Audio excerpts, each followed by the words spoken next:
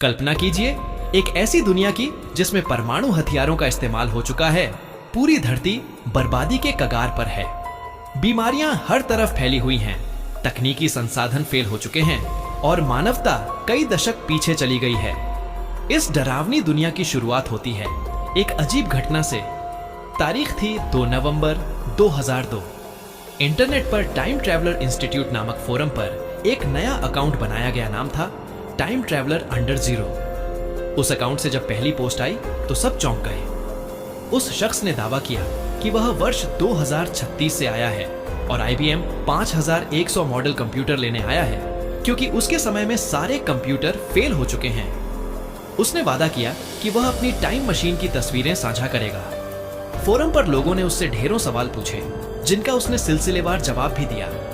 उसने बताया कि उसके भविष्य में एक भयानक विश्व युद्ध हुआ जिसने सब कुछ तबाह कर दिया और तकनीकी व्यवस्था भी पूरी तरह ध्वस्त हो गई। उसने यह भी कहा कि हो सकता है उसकी टाइमलाइन और हमारी टाइमलाइन अलग हो, क्योंकि समय में पीछे लौटने पर एक नई रेखा बनती है जिसे डाइवर्जेंस कहा जाता है, जिससे घटनाएं बदल सकती हैं। अब सवाल यह है कि क्या उसका दावा सच था या यह सब एक मजाक था या फिर किसी कंप्यूटर कंपनी का छिपा हुआ प्रचार। क्या समय में यात्रा संभव है? विज्ञान कहता है हाँ। 1971 में टाइम ट्रैवल से जुड़ा एक प्रसिद्ध प्रयोग हुआ, हाफेल और कीटिंग एक्सपेरिमेंट। इसमें 2 परमाणु घड़ियां 2 अलग अलग विमानों में रखी गईं। एक पूर्व दिशा में उड़ रही थी और दूसरी पश्चिम में। जब उन घड़ियों के समय की तुलना लैब की स्थिर घड़ियों से की गई तो कुछ नैनो सेकंड्स का अंतर पाया गया। इस प्रयोग की जड़ें जाती हैं आइंस्टाइन की थ्योरी ऑफ रिलेटिविटी तक। आइजैक न्यूटन ने समय को एक जैसा और स्थिर बताया था, लेकिन आइंस्टाइन ने सिद्ध किया कि समय गति और गुरुत्वाकर्षण के प्रभाव से बदल सकता है। उनके अनुसार समय और स्थान एक दूसरे से जुड़े हुए हैं और मिलकर एक ऐसा ताना बाना बनाते हैं जिसे स्पेस टाइम फैब्रिक कहा जाता है। इसे एक उदाहरण से समझिए। मान लीजिए स्पेस टाइम फैब्रिक एक चादर है। अगर उस पर कोई भारी वस्तु रख दी जाए तो उसमें एक गड्ढा बनेगा। यह गड्ढा जितना गहरा समय उतना ही धीमा। यही है जनरल थ्योरी ऑफ रिलेटिविटी।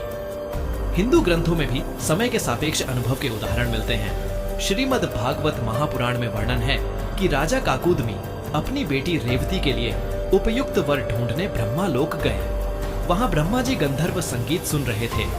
जब वे फुर्सत में आए और बात की, तब उन्होंने बताया कि पृथ्वी पर कई युग बीत चुके हैं, उनके सारे वंशज समाप्त हो चुके हैं। यह कथा इस ओर इशारा करती है कि एक स्थान पर समय धीरे चलता है तो दूसरे स्थान पर तेजी से। अब सोचिए, जहां हवाई जहाज की गति पर चलने से समय में कुछ नैनो सेकंड का अंतर आ सकता है, तो यदि कोई प्रकाश की गति से चले या ब्लैक होल जैसी तीव्र गुरुत्वाकर्षण शक्ति में प्रवेश करे तो वह हजारों वर्षों का सफर कुछ ही समय में तय कर सकता है।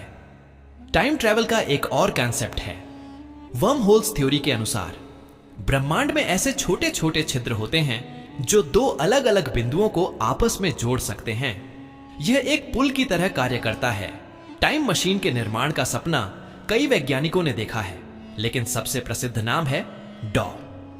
रोनाल्ड मैलेट का बचपन में अपने पिता को खो देने के बाद मैलेट ने समय में पीछे जाकर अपने पिता से मिलने का सपना देखा।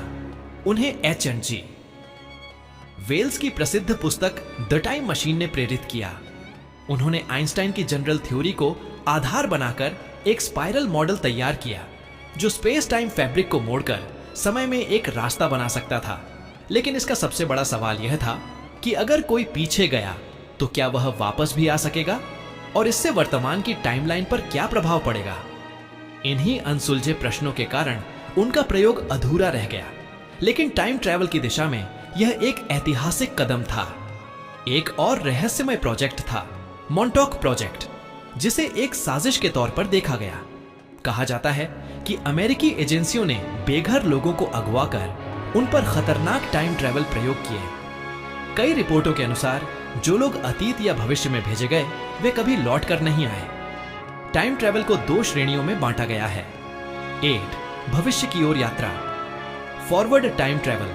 2 अतीत की ओर यात्रा, बैकवर्ड टाइम ट्रैवल। भविष्य में जाना अपेक्षाकृत सुरक्षित माना जाता है, लेकिन अतीत में जाना खतरनाक हो सकता है। जैसे ग्रैंडफादर पैराडॉक्स, यदि कोई अतीत में जाकर अपने ही दादा की मृत्यु का कारण बन जाए तो वह स्वयं कैसे जन्म ले सकेगा?